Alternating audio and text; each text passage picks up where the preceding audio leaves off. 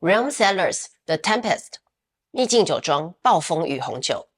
秘境酒庄被称为是新世纪的加州摩拜酒庄。酒庄的酿酒师正是创造出多款加州顶级摩拜酒的 Bernardo Gate。在他的巧手下，让秘境酒庄的酒款在10年内已经获得了各大国际酒评累积有30个100分的满分成就。